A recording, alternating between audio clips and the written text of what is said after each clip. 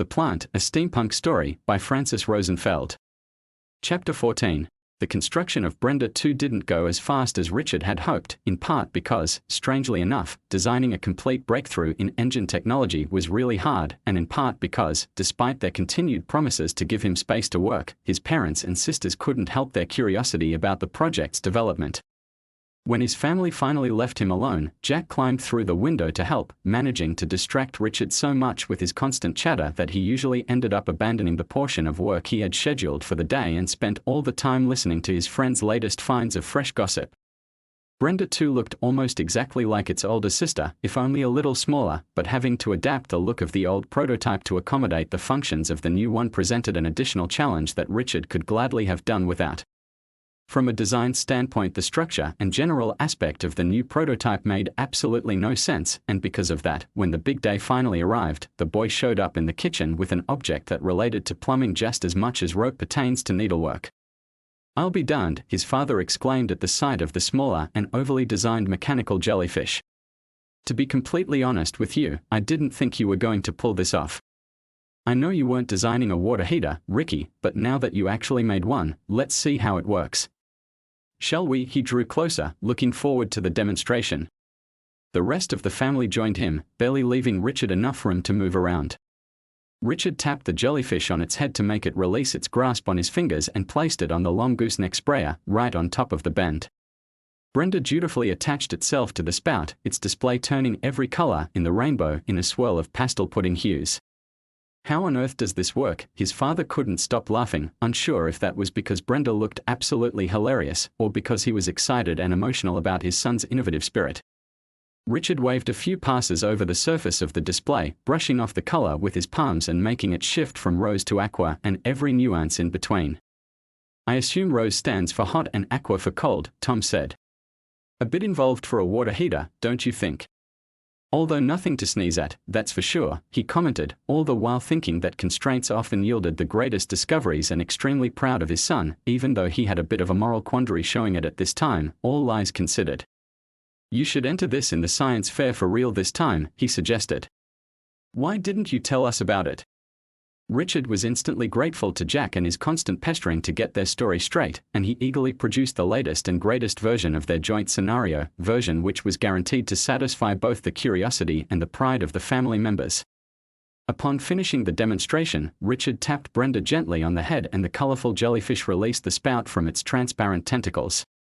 "You mean you can attach this to any pipe anywhere?"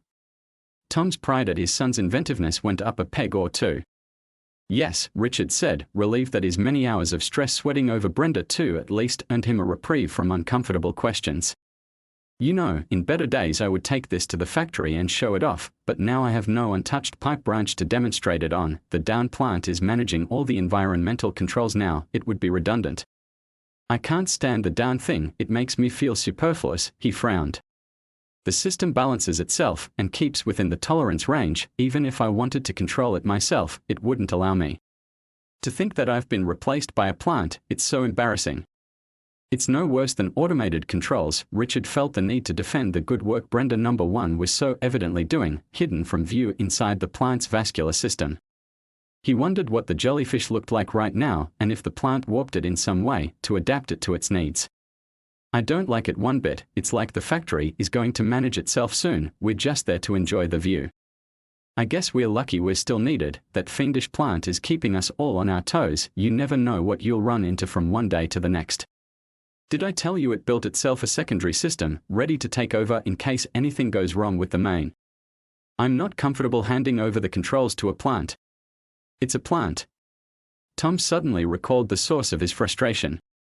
"I'm sure its inner workings are infinitely more intricate than any piece of machinery anybody can devise," Richard protested, to his father's great surprise.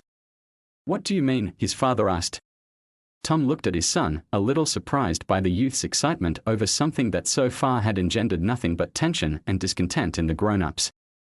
He hesitated for a second to evaluate whether his own feelings about the current situation were reasonable, and after recalling that he and his team members had to cut a tunnel through the hot foliage last week in order to be able to move from a section to another, he concluded that his irritation was completely warranted. Later that day, Richard and Jack met at the malt shop to celebrate their narrow escape from perpetual detention with 2 vanilla floats. "To tell you the truth, this stuff is getting kind of tiresome, man," Jack complained. "I love making up a good story as much as the next guy, but it's exhausting having to come up with fresh excuses every day to keep up with the darn plant. Any day now that lovely librarian is going to run into our parents at the least convenient moment and volunteer the story of the floating stem, and we're going to have to invent ourselves a fairy godmother for that one." "The demonstration went very well, thank you for asking," Richard replied, staring at his friend with reproach. "Sorry, Snake. I didn't mean to snub the jellyfish." He slurped his beverage with a thoughtful look on his face. "So, I take it that Brenda too was adequate to the task?" he questioned. "How is it that nobody cares about a machine made almost entirely of modified plant cells?" Richard asked, revolted. "That's your gig, why should anybody care? Do you care how the hydrofor regulates the water pressure on the second floor of your home? You just turn on the tap and expect water to come out," Jack argued. "Maybe if I cared more I would find a way to make that stack quieter, that would save me a lot of sleep," Richard retorted. "Maybe it would," Jack agreed.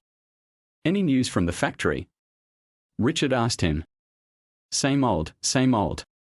The output went up again, the foundry turns up steel profiles around the clock and everybody blames the plant for destroying their lives," Jack said, without grasping the irony of the statement, which, taken out of context, would have been evident. "That's because biological systems are a lot more efficient than mechanical ones," Richard noted.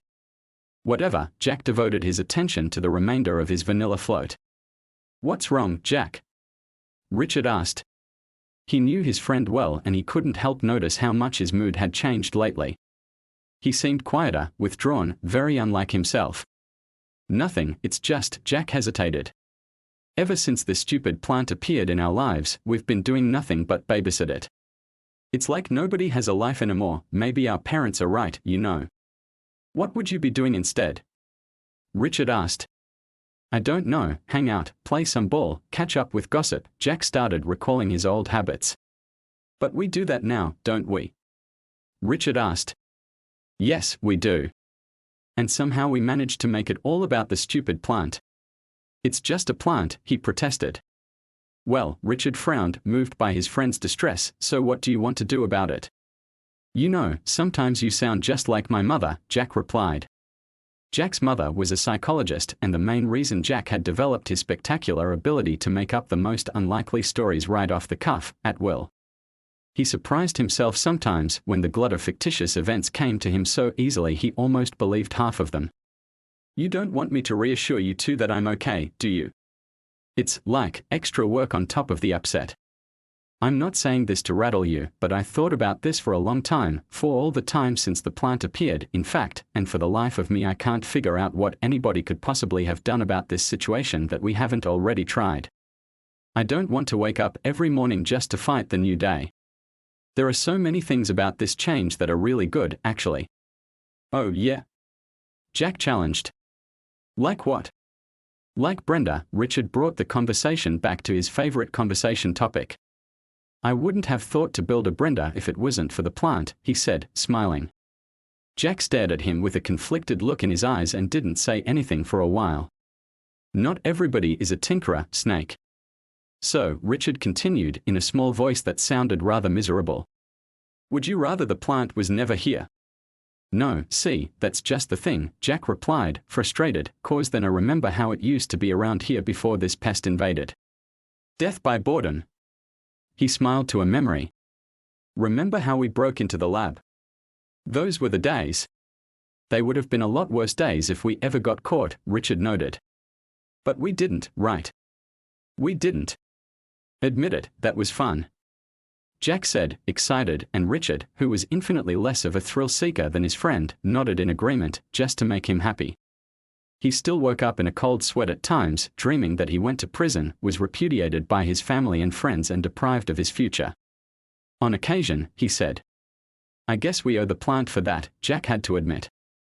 "Life has been an adventure ever since." "What's the problem then?" Richard asked. "I can't put my finger on it. It's like being kind of pregnant, you don't know whether to quit smoking or start shopping for bikinis." "Hypothetically speaking, of course," Jack frowned. I'm sure you can put that concern out of your mind. That's one thing you won't have to worry about, Richard laughed. That's just it. I can't be sure about that either. Nothing is out of the realm of possibility anymore, Jack replied, half serious. And here we are, talking about the plant again. We can talk about anything else you'd like, Richard tried to appease him. No, we really can't. It's like this thing grew extensions into our brains too, it sneaks its way into our every thought. Jack contradicted him. I dare you to go 10 minutes without mentioning the plant, you'll see you can't do it. Richard tried to kindle another conversation, but tried as he might, he could only come up with details about Brenda. Oh, what's the point? Go ahead, brag about your jellyfish, I know you want to. Jack conceded the argument, as if he had read his friend's thoughts. Richard took the rare opportunity his friend afforded him to give Jack an earful of Brenda 2's features and capabilities. Is it really made of plant cells? Jack couldn't believe it. Yes, it is, Richard said. Of course, they are all altered somehow to accommodate the design, but they are real plant cells. I always thought you made those, you know, in a dish, Jack hesitated. I couldn't possibly. I can't duplicate such a level of complexity. As smitten as Richard was with the plant's surreal qualities, he had to admit that Jack had a point. In less than a year, quietly but irrevocably, the plant had set roots not only inside the factory assets, which it adapted to its own needs, but in a broader sense, into the very life of the city, into people's thoughts, finding its way into their old customs, weaving its strands into their daily conversations around the kitchen table, reshaping their experiences.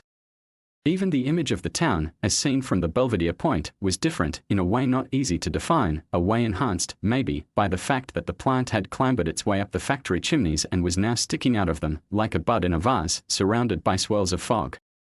Everything had changed in a subtle but irreversible manner, and Richard knew that Jack was right, that their world will never be the same. In the continuous flow of events, he hadn't had time to ask himself whether that was for better or for worse, and if he ever stopped to think about it, he would have had to admit that it was a mixture of both. Just like life, the plant had brought the bitter with the sweet, excitement in frustration, birth in the middle of chaos. All things considered, it was literally a hot mess, but what a creative mess that was, and what commanding potential emerged out of it. The fact that a small whim of fate, one mutation out of the many that get rejected every day, set events in motion on such a life-altering path was still surreal to Richard, and when reality bore down too hard on him he usually went back to his room and found some new gadget to put together, gadget which, in accordance with the times, looked more and more like a living thing and less like a mechanical device with each passing day. Richard wasn't the only one who found a way to put the plant-machine hybrid to good use, and as bio-based gadgets ceased to be an oddity, the town was soon awash with them, and they all looked strangely alive, as if nature had decided to grace the planet with a whole new branch of species, all at once. As it happens when life challenges ingrained concepts about what things are possible, it only takes one instance to prove the contrary. The plant had broken the ineffable barrier between organic and inorganic, the 4-minute mile of life and matter, so to speak, and from that moment on, the rift between the two forever ceased to exist. It wasn't climactic, it was barely noticeable, and just like always when life is evolving, it happened in silence.